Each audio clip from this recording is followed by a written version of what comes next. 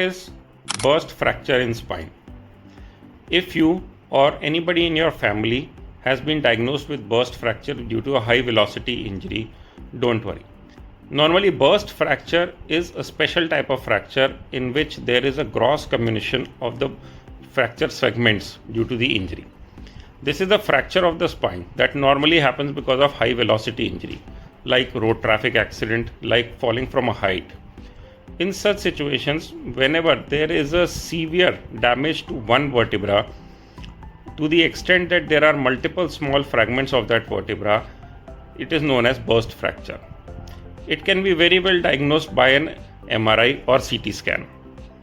Normally, whenever there is burst fracture of the spine, one of the fragments moves towards the spinal cord and starts pressing the spinal cord.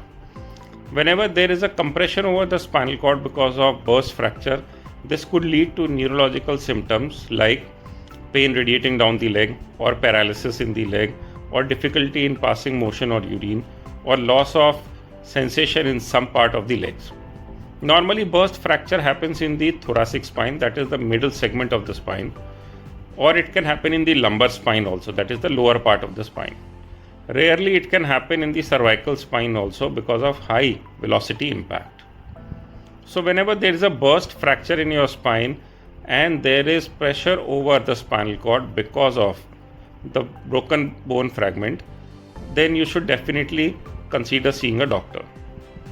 Whenever you go to a doctor, the doctor will get CT scan or MRI done and also do a detailed neurological assessment about the burst fracture impact on the nerves.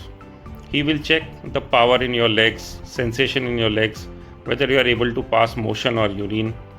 In such situations, after a detailed neurological examination and seeing your CT scan or MRI for burst fracture, the doctor may advise you surgery if there is any nerve-related damage. This surgery normally is known as spinal decompression with fixation surgery. In this surgery, we will be stabilizing your spine with special implants and we will be decompressing your spine, that means removing the broken bone fragments pressing onto the spinal cord. In such situations, when we remove the broken fragment from the spinal cord and we stabilize the spine, in majority of the cases, the patient's neurology recover and he comes back to normal neurology within few days or few weeks. This surgery normally takes 2 hours and the patient needs to be in hospital for 3 days. We even allow the patient to walk and stand after this surgery. On the other hand, there is something known as stable fracture in which the bone fragments are there but the spinal cord is not compressed. In such situations, sometimes we ask the patient to stay on bed for long but no surgery is required. So depending on the neurological deficit, the type of fracture, the extent of damage to the bone and to the nerve, and the possibility of a neurodeficit in future, your doctor might advise you surgery or might go against it. But if you are having a burst fracture in your spine, then you should definitely see a spine surgeon who will guide you from there forward. Thank you.